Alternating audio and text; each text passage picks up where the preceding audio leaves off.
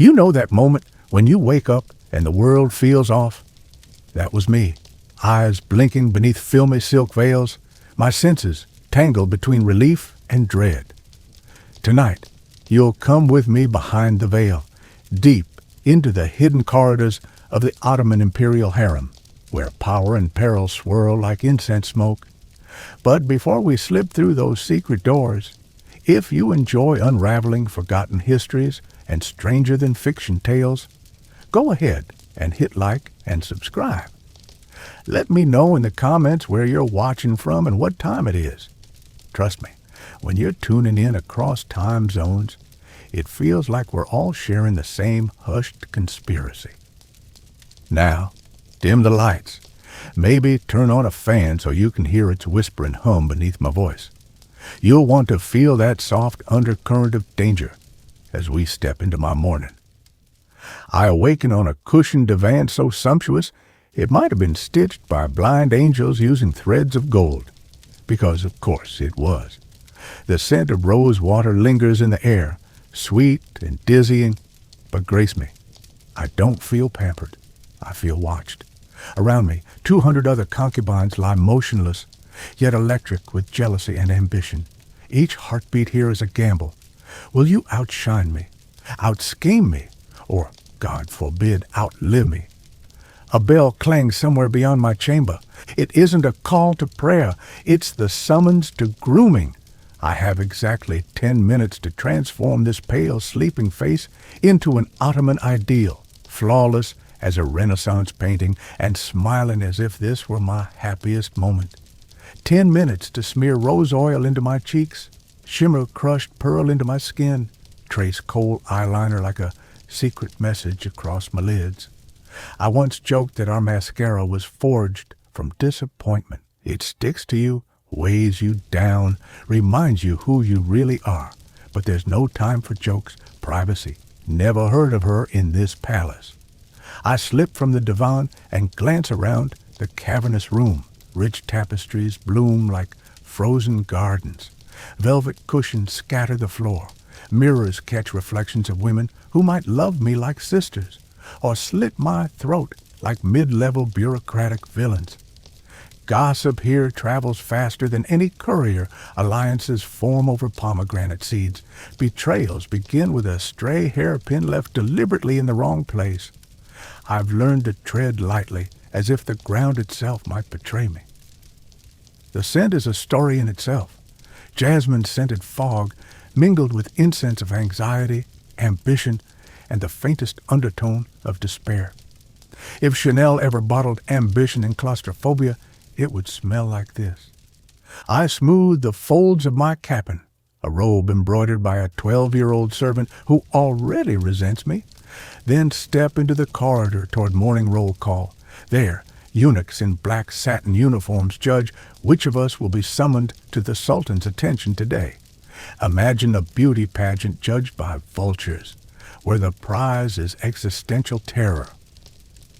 Welcome to a day in my life, where your first waking breath is a power play, your smile a strategic maneuver, and your bed softer than the freedom you left behind. It only gets weirder from here.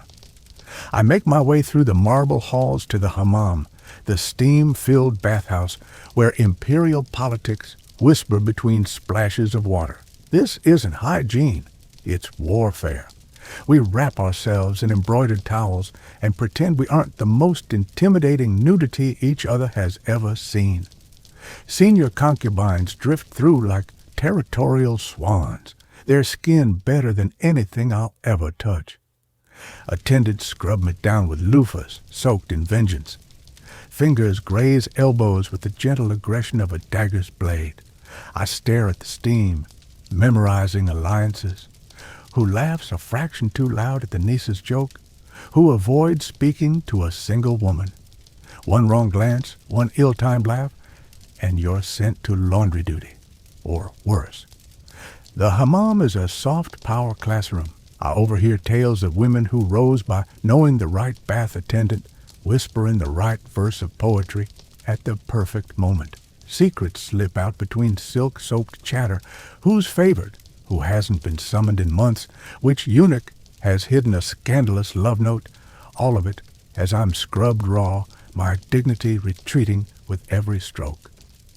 I emerge radiant, but 14% more paranoid, because here beauty isn't a blessing, it's a burden. The next stop is the morning recital, a gathering where I sit cross-legged on silk carpets, reciting Quranic verses in a soft, melodic drone. Senior eunuchs pace, noting who trembles, who stumbles, who dares hold her head too high. I learned early to remain fascinating without seeming ambitious, like a decorative peacock that can quote poetry but never shows its claws. Between lessons in music, poetry, etiquette, and the sort of Islamic jurisprudence no one else my age studies, I observe. I memorize who clears the Sultan's tray, which eunuch delivers bad news like a cursed gift, whose voice has a tremor that hints at panic. I ask no questions.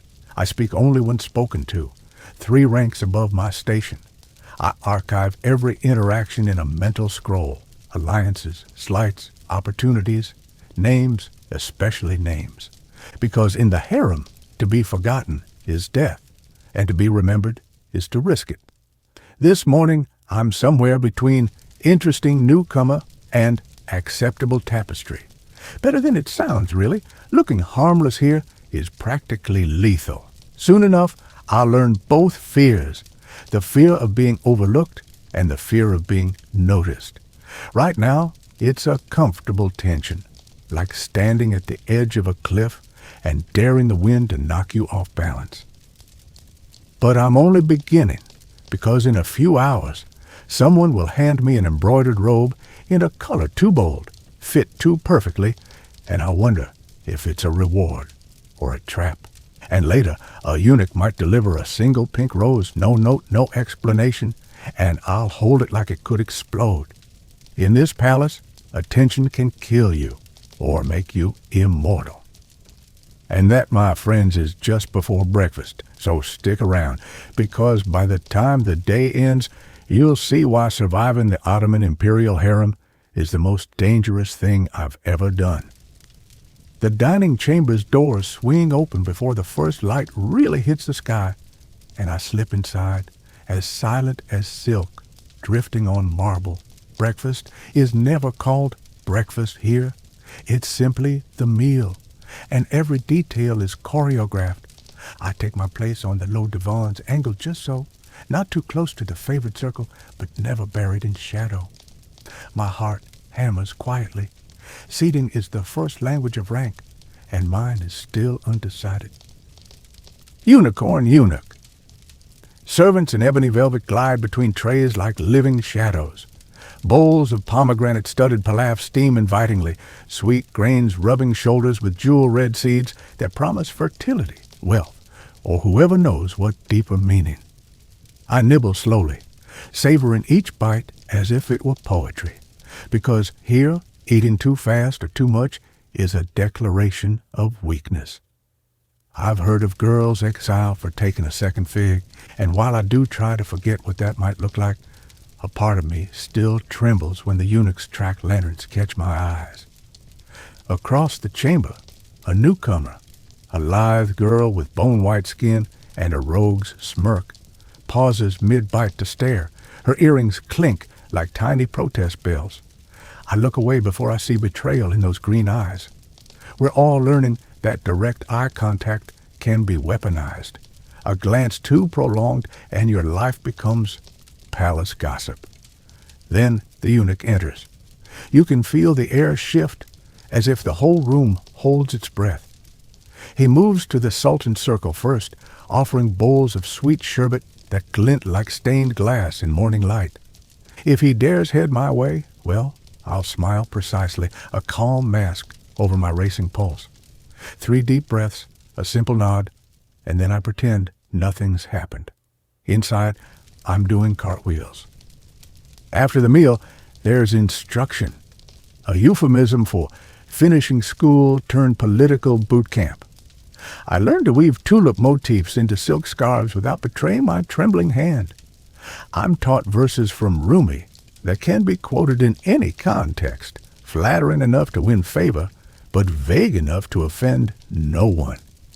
My fingers trace calligraphy lessons.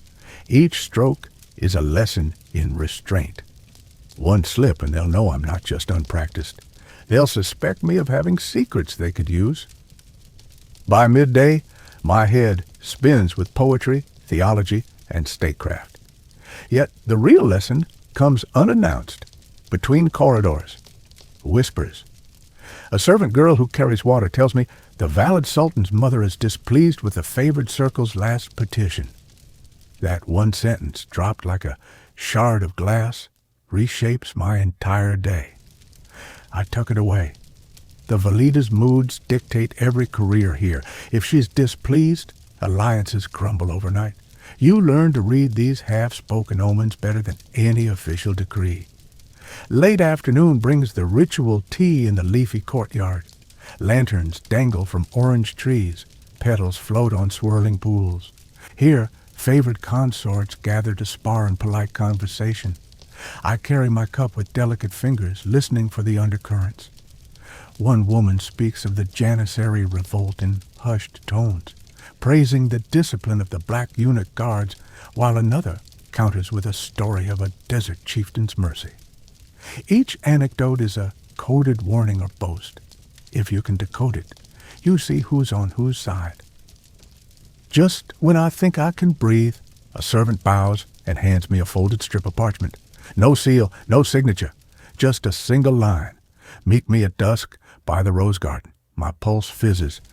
It could be a secret admirer, a trap, or worse, an order to report to the Valida herself.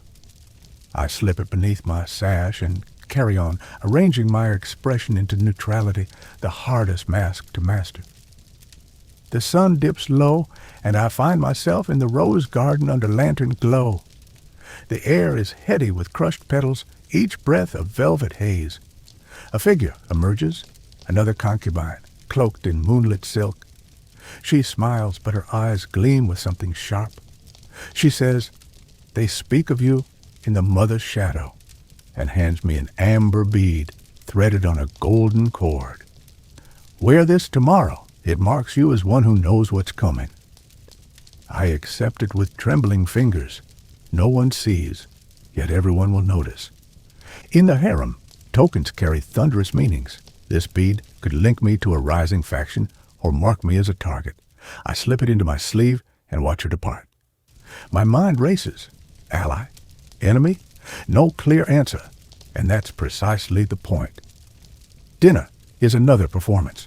Silver trays brim with saffron-kissed rice, date-glazed lamb, fig paste that melts on the tongue. The long tables curve like crescent moons, seating arranged by rumor and rank. I sit at the cusp of rumor, just where many stories begin or end. Small talk drifts through the air. Who's lost favor? Which eunuch is ill? Whose son fell from grace? I nod at each rumor as if it's old news, absorbing every crumb of intel. I've learned that information is currency, sometimes more valuable than silk or pearls. As plates are cleared, the eunuchs reappear, offering goblets of pomegranate wine. The cup is cold against my palm, a brief shock. I lift it to my lips, letting the tart sweetness anchor me. I meet the eye of a senior concubine across the table. Just a flicker, nothing more. She inclines her head, acknowledging a truce. Maybe tomorrow we'll be allies. Perhaps by dawn we'll be warring. It doesn't matter. In this place, relationships are as fleeting as footsteps in sand. Night falls, and the palace hushes to a velvet murmur. I slip back to my chamber, a smaller gift than a rose, yet the cushions feel softer tonight, as if some unseen hand has placed them just so. I pull the amber bead from my sleeve and hold it against my palm. What did it mean? I close my eyes and picture this day's flickering moments, the rose-studded pella, the whispered omens, the beads glow in my sleeve. Each memory is a clue, each sensation a reminder that here nothing is by accident. Concern bleeds into the shadows. Will I be summoned in the night? The thought darts through me like a startled bird. I push it down with a long, steady breath. If they call, I'll go. I've trained for this. I smooth my silk skirts, breathe in the scent of rose oil, and lie down on a bed softer than a cloud and heavier than a promise. The candle guttering on the low table casts dancing shadows. Outside, the distant fountains murmur as if warning me, even water can't stay still. I drift into a light sleep only to be woken by the softest knock. My heart hammers like a war drum. I sit up, smoothing my hair until not a strand betrays me. Through the curtains, the corridor beyond is dim and silent. The knock comes again, gentle, deliberate, not the panicked rat-tap of a servant with bad news, nor the sharp rap of an enraged eunuch. This is calculated. I rise, my slippered feet whispering against the marble, and open the door to a single black eunuch, high-ranking and unsmiling. In his hand, a scroll, sealed with imperial azure wax. He bows once, I nod once. I close the door behind me. There's no turning back. He leads me through labyrinthine halls lit by bronze lanterns, their flames throwing tiled mosaics into flickering dance. My pulse thrums in my ears. How many have walked this path and never returned? We stop before an unmarked door. He unseals the scroll and unfolds it. The script is elegant, merciless. I am to prepare for the Valida's private audience at dawn. Assist in her charitable sewing circle. I swallow. Charity, adorable veneer for scrutiny by women whose needles can pierce deepest. I bow, voice steady. He departs. I'm alone in the corridor, heart pounding, mind racing through silk choices, veils, a dozen possible prayer verses that might please the Valida. Tonight, I press the amber bead to my lips and murmur, "Guide me." Whether she's ally or adversary, I need courage. Before dawn's first light, I slip into the Valida's chamber. She sits amidst midnight blue cushions, embroidery hoops defying the dark, the soft scratch of needle on silk the only sound. She looks up directly at me, not a mother's fond glance, not a ruler's distant nod, but a calculated measurement. This is where you stand now. I thread my needle with trembling hands, offering a silent greeting. She speaks my new name, my palace name, and asks about my origins. I answer with practiced grace, weaving modest pride with humility. She listens, face impassive.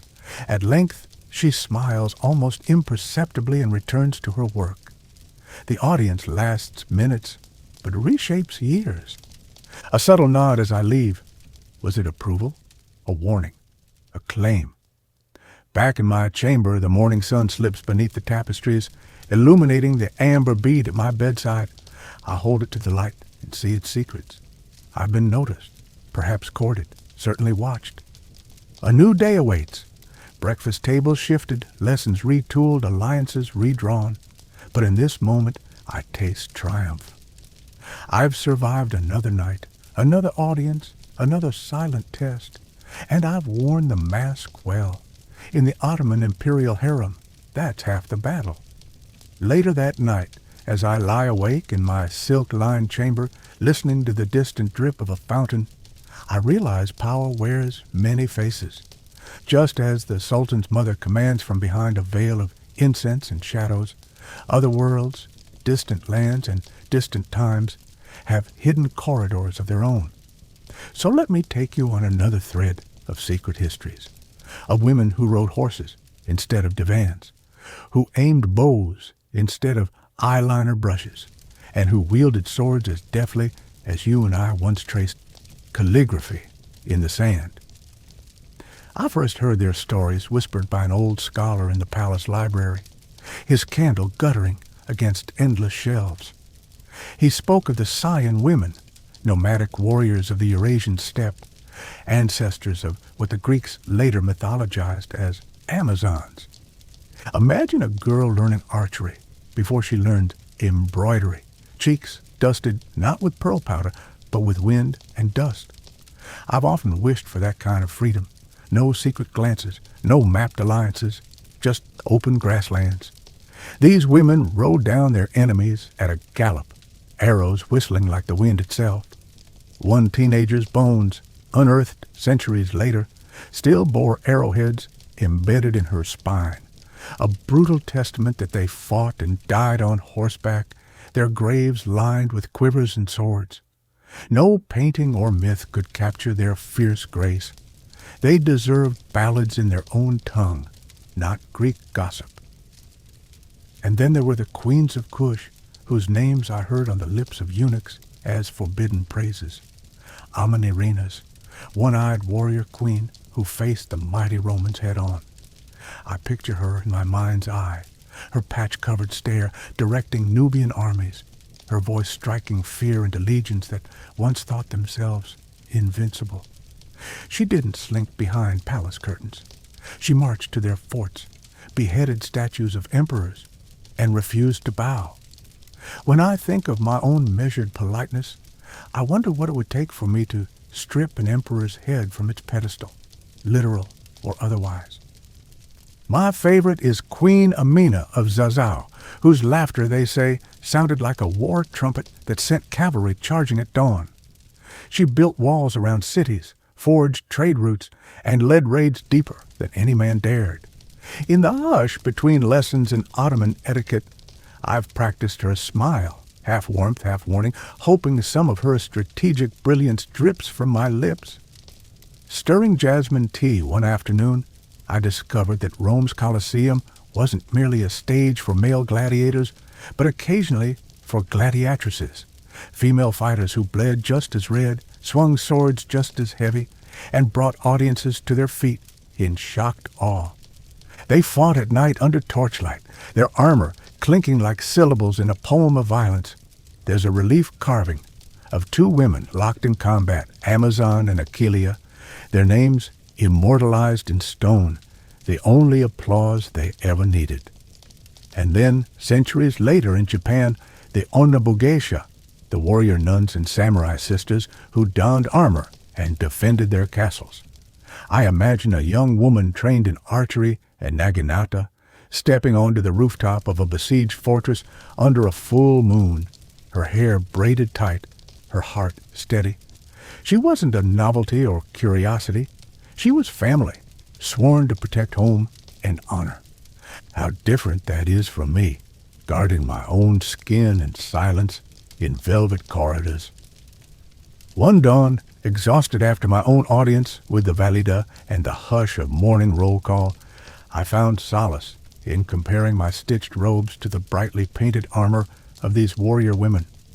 Turquoise inlaid armlets for me, iron-rimmed helms for them, both symbols of worth in societies that never truly wanted them to have any. I'll admit, I've borrowed their courage.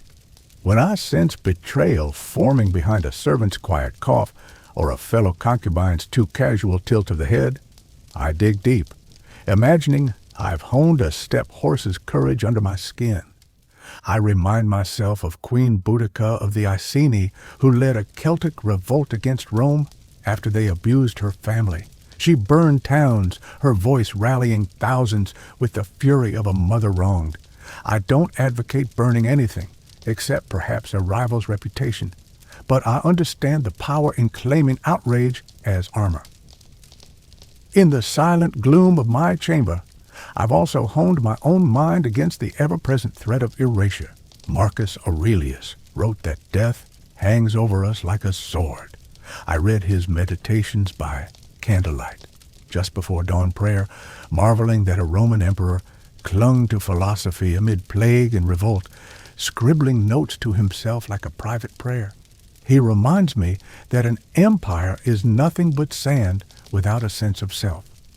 I carry that thought next to my own name, stamped on palace ledgers, fearing it might be scrubbed out like ink on water. And so, in this woven tapestry of history, my life in the harem is both unique and ancient. Unique in that I navigate eunuchs and intrigue rather than swords and shields. Ancient in that I, too, fight for agency in a world determined to write me out of its chronicles. When I lay my head upon these silk pillows, I think of the Chian girl who never saw home again, the warrior nun who slipped a secret blade beneath her robe, the gladiatrix who tasted freedom in the roar of the crowd.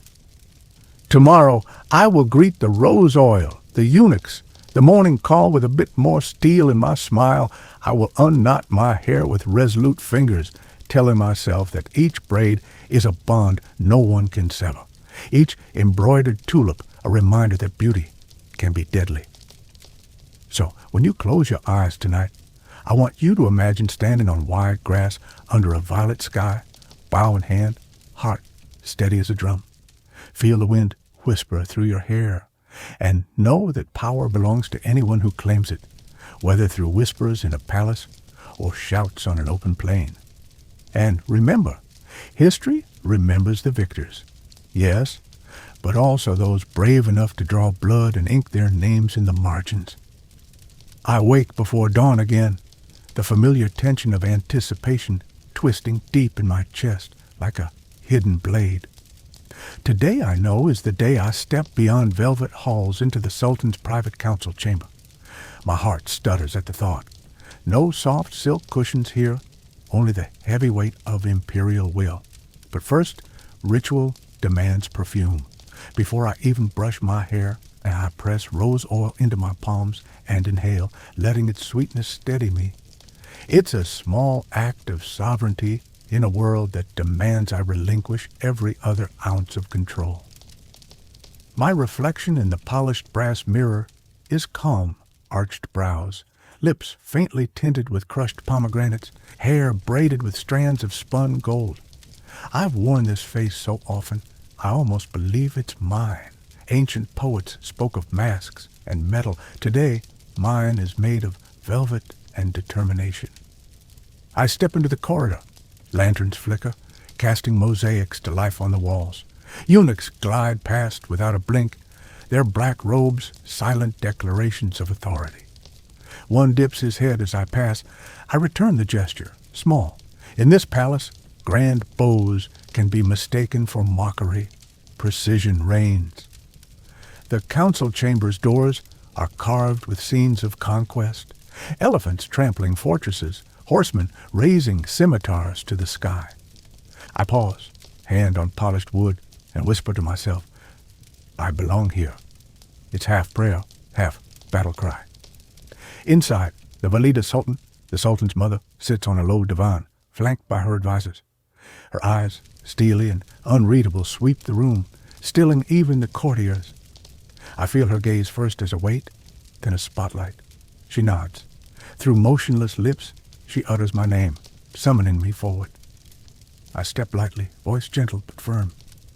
You wish to see me, Valida Sultan?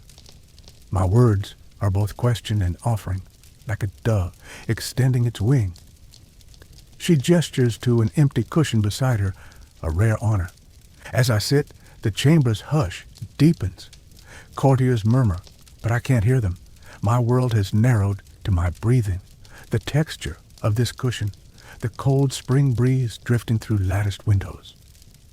Tell me, she begins, of the year's harvest in your homeland. It's not simply curiosity. She's testing.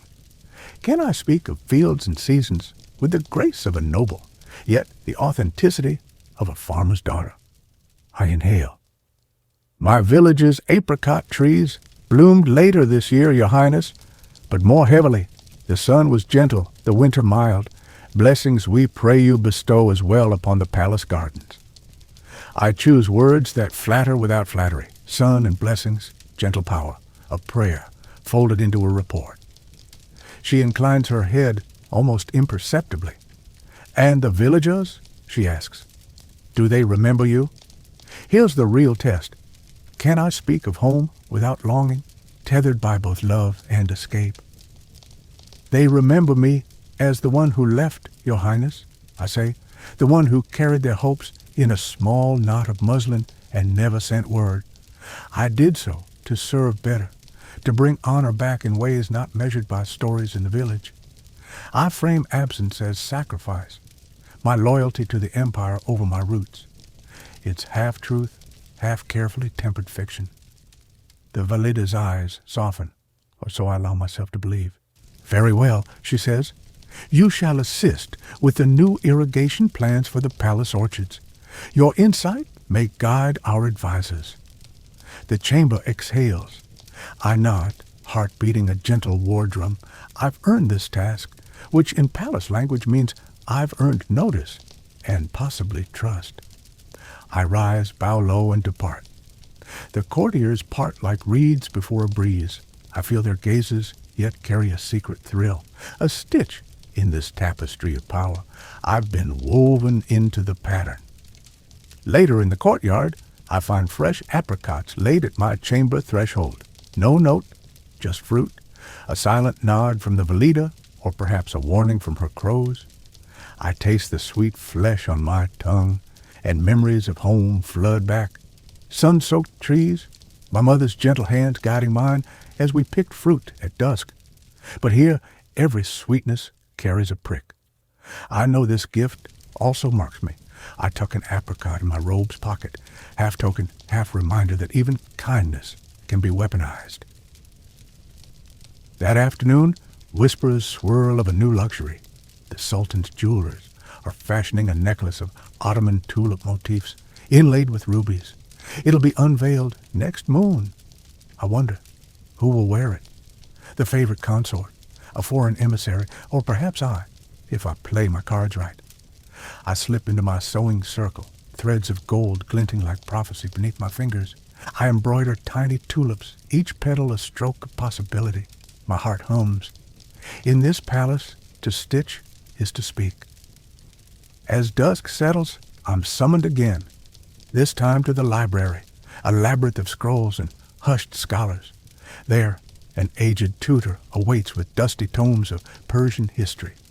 He offers me a rare honor, the original manuscript of Ferdowsi's Shahnameh, its pages crowded with kings and heroes.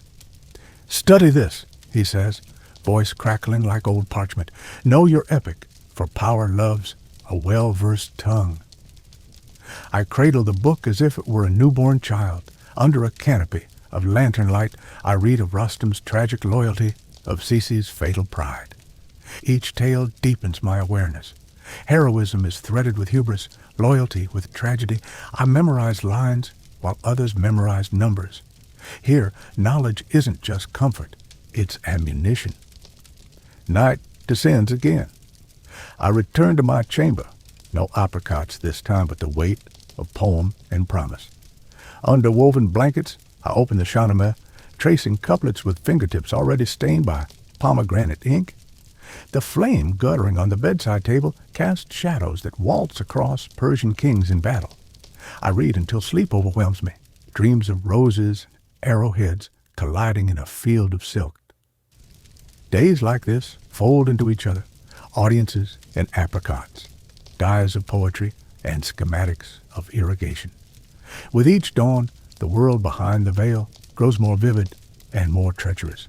Yet I persist, stitching my own narrative into palace history, one tulip at a time. So here's what I've learned. Power isn't given, it's negotiated in layers.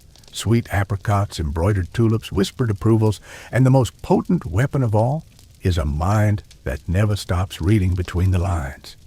In the Ottoman Imperial Harem, a woman's worth isn't just her beauty or her lineage, it's her ability to transform observation into opportunity, silence into strategy. Night deepens, the palace side into silence, yet thrums with unseen maneuvers. I drift restlessly between sheets that smell of rose water and secrets. Sleep is both refuge and vulnerability. One breath too deep, one dream too revealing, and you awake to find your reputation rearranged in the corridors. Tomorrow, I know, the Sultan's treasury auditors arrive, my first engagement with them. They are eunuchs of mathematics and record-keeping, poring over gold dinars and silk bales. To them, I am just another ledger line. Concubine hash 128. Gifts received, gifts given, jewels acquired. My task, present the annual list of gifts I've received and reciprocated. In the harem, generosity is strategic. Too little, you're stingy. Too much, you're conspicuous. Balance is an art no painter can master. At dawn, I dress in a soft gray caftan with just a whisper of silver embroidery. Understated. That's my motto for meetings. I braid my hair in a single plait, secure it with a copper comb stamped with tulips. A subtle nod to my embroidered scarves, but discreet enough to pass eunuch inspection. In the auditor's chamber, wooden ledgers tower like silent judges. 2 eunuchs in gray robes glower over quills and inkpots as I approach. Their eyes flick from my face to the chest of gifts beside me. Pearl necklaces, silk sashes, pomegranate-patterned ceramics, all catalogued carefully on parchment slips. "Concubine eyes," the elder eunuch begins, voice as smooth as cooled magma. "Report your gifts since last Ramazan." I open my ledger and recite, "1 emerald ring from Yeni Valida, returned with a carved agate fan. 2 amber beads from the Sultan's mother, gifted a pomegranate-patterned cup. A filigree hairpin from a visiting princess, matched with a tapestry square." Each exchange is a chess move, acknowledgement, gratitude, restraint. The eunuchs nod, cross-checking against imperial records. They conclude without a wrinkle in their robes, sealing my parchment. The younger eunuch offers a rare compliment. "Accounts are precise. You understand balance." I incline my head. A compliment from the treasury is like discovering a hidden door. 1 lock picked, another waiting inside. Back in my chamber, I untie the gray caftan, revealing an embroidered rose-red gown underneath. There are stages to visibility here, public, semi-private, private. Today, I shift from public austerity to semi-private allure, for the mid-afternoon poetry recitation with the Sultan's literary circle. They gather in a sunlit alcove of latticed windows. Cushions form a crescent around a low marble table strewn with rose petals. I take my place among older, wiser women, some favorites of long ago, now content with stories rather than competition. I hold a bound collection of Hafiz's ghazals. The session begins with whispered praise for the Sultan's recent victories in the Balkans. Then each woman reads a verse. When my turn arrives, I close my eyes, feel the heartbeat of the marble beneath my palms, then recite in soft, lilting arabesque. In moonlit courtyards I wander, heart aflame, seeking truths wrapped in Jasmine's secret name. My voice wavers. Deliberately, a touch of vulnerability can charm its own alliances. Eyes lift, approving murmurs flutter like cranes alighting.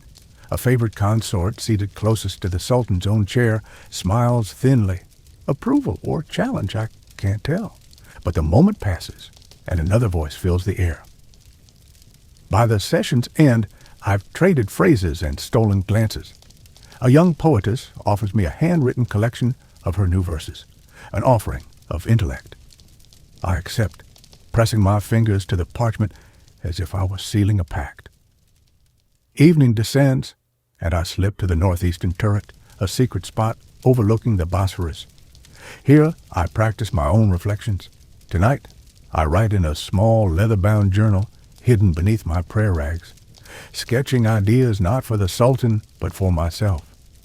Strength is not in the jewels we wear, but in the stories we tell. I watch ships silver against twilight, imagining I could slip from these walls and board one, sailing east to lands of embroidered silk traders, where perhaps no one measures me by my gift inventory. But tomorrow I must return.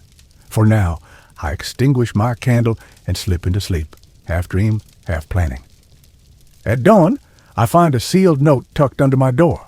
In ornate script, "Come to the rose garden at noon, A." My pulse leaps. Amina? Amenarina's? Or the mysterious consort whispered as A, pulling strings from the shadows? Noon arrives, and I follow the marble paths, crushed rose petals cushioning my slippers. There she stands, the favored consort with the 2 large earrings, face unreadable beneath a lavender veil. "Aspire to rise," she says, offering me a pomegranate seed embroidered handkerchief. "But remember, some seeds bear thorns." She vanishes as silently as she appeared, leaving me staring at the delicate cloth, a warning or a gift. Both, I suspect. By afternoon, I'm summoned to the Valada's sewing circle, my third audience in 3 days. I thread a needle with trembling calm. She peers over her tiny spectacles, asking, "Do you prefer the tulip in bloom or the bud?" I pause. "The bud," I answer, for its promise held in quiet restraint. She nods approvingly, prays for patience, a trait we all must cultivate. At dusk, in the grand hall, the new ruby tulip necklace is unveiled. It rests on a velvet cushion, rubies glowing like embers. My breath catches. I recall the whisper that it might be presented to me, but instead, the Sultan's favorite consort curtsies forward, and jewels settle around her throat like a flame. I clap softly, measuring my applause. Hatred? Jealousy? None. Admiration dipped in strategy. She wears it with the confidence of a seasoned queen. I file this away. The necklace is not just jewelry. It's power distilled into gemstones, and she wears it like a warning to the rest of us. Later, in the safety of my turret, I press a pressed rose into my journal next to a sketch of a tulip. Today taught me that the sweetest blossoms often come wrapped in the most dangerous petals. I write, "To wear power is easy. To hold it without dying is the art." When you reflect on your day tonight, ask yourself, which gifts shape your fate, and which warnings come as whispers on silk? In this palace, a woman's power is sown in every exchange of gifts, words, and hidden glances. Each stitch can bind you to favor or unravel your existence. I wake before the first call of the muezzin, heart humming with echoes of last night's revelations. In the hush, lanterns still burn low in the halls, casting elongated shadows that seem to reach for my ankles as I pass.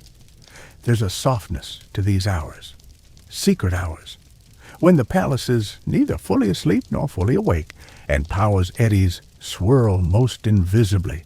I slip into my rose-scented robe and steal into the corridor, intent on a single stolen moment by the eastern balcony. There, the Bosphorus gleams like a thread of molten silver beneath a galaxy of stars, and I press my palm to the cool marble balustrade, listening as the sea mingles with my heartbeat. Tonight, I'm not bound for an audience or a lesson. I'm hunting knowledge. In the farthest wing of the harem lies the forbidden library, a vaulted chamber rumored to hold scrolls smuggled from distant courts, banned poems, and maps of lands where women rode into battle unshackled by velvet chains. I've pieced together its opening from whispers, 3 knocks, a tap of the heart, a breath held. I reach the unmarked door and tap thrice on the worn stone. A click. The door swings open and I slip inside, heart wild with anticipation. The air is heady with old parchment and lantern smoke. Shelves curve overhead, sagging beneath the weight of leather-bound tomes and fragile scrolls tied with crimson ribbons. I move quietly, fingertips grazing spines that mesmerize with gilded titles in Arabic, Persian, Greek. Here, time's tapestry has unraveled, lives, rebellions, poems, and schematics woven together. I find a low dais and settle cross-legged, untying a dusty bundle labeled Women of War. Inside are accounts of warrior queens long forgotten, tales of the Sogdian princess who led camel cavalry against marauding nomads of Tufa, the Chinese noblewoman who commanded a fleet of paddle boats on the Yangtze, of Qingxi, the pirate empress of the South China Sea, whose Jiapu fleet numbered thousands, and who negotiated treaties with imperial fleets. I lose hours in that chamber, devouring each story as if it were a compass to my own fate. Tufa's courage courses through my veins, how she slipped into armor and rode into battle's heart, even when the court frowned upon women bearing arms. Qingxi's cunning delights me. She carved an empire from lawless waters, enforcing a code that governed pirates and merchants alike, proving that a woman's word could hold as much weight as any admiral's command. In these pages, I recognize kinship. Women who turned every forbidden door into a gateway, who made their own maps when men insisted they remain lost. When I finally emerge, dawn is tiptoeing across the sky. Servants hurry past with trays of sherbet and rosewater. My neglect will be noticed soon. I tuck the bundle beneath my arm and hurry back to my chamber, heart alight with contraband inspiration. There, I hide the scrolls within my prayer mat, believing that ideas, once sown, are as unstoppable as tulip bulbs in spring. Morning unfurls its demands swiftly. I present myself for the Sultan's daily recitation, voice clear as I chant verses from the Koran. My mind, however, drifts between arabesques and battle standards, between mosque domes and fortress walls. Afterward comes the pastry ceremony, plump, sugar-dusted buns offered by attendants in copper trays. I take mine, biting carefully, mindful that gluttony is weakness. Yet this morning the sweetness tastes of possibility, as if those warrior women haunt the crumbs, urging me to taste courage. By mid-morning, I'm seated in the Valida's sewing circle again, embroidering apricot blossoms that mirror the fruit she gifted. My needle moves with newfound confidence, each stitch a silent tribute to those who fought openly. The Valida studies my work with an inscrutable smile. Did she see the fierce, recumbent warrior painted in my pattern, or merely a loyal artisan? I keep my expression neutral, but inside I'm humming the refrain of Ching Shi's pirate code: obey one law or face the consequences. Later, the day blooms into a private stroll through the palace orchards. I wander beneath bowers of ripening apricots and rose vines heavy with buds. Each fruit bursts with color, a reminder that life, like power, is most fragrant when it ripens under pressure. I half expect the mysterious A to step from the shadows again, bearing riddles in silk.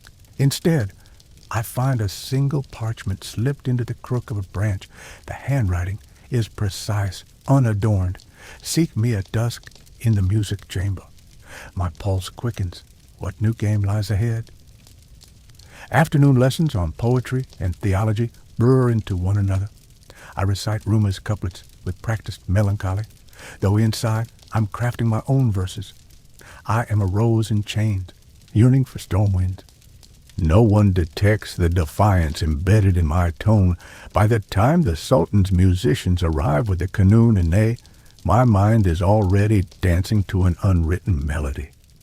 At dusk, I slip into the music chamber, its wooden panels murmuring with echoes of flutes and lute strings.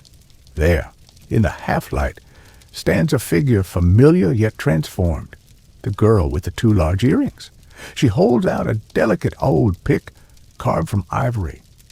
"For your fingers," she says, voice low and earnest. "Play them like arrows." I accept it, feeling its weight. A talisman of solidarity, or perhaps an uneasy alliance. We exchange no more words. Instead, I cradle the pick against my palm, imprinting its shape on my skin. That night, back in my chamber, I balance the pick atop my journal. By candlelight, I write a new verse. I pluck the strings of hidden truths and let their echoes shape my fate. I fold the parchment, sliding it beneath the pick as a secret vow. Then I drift into a dreamscape where I ride alongside Tufa on a midnight raid, ouds and sabers swinging in harmony, petals and blood mingling like storm and sea. I wake at dawn with dew on my lashes and determination in my bones. Later that morning, I present myself before the treasury eunuchs again, this time with no gifts to log, but a proposal. I request permission to craft embroidered dispatch bags for the Sultan's secret correspondences, pockets hidden beneath silk linings. Eunuchs hiss in disapproval.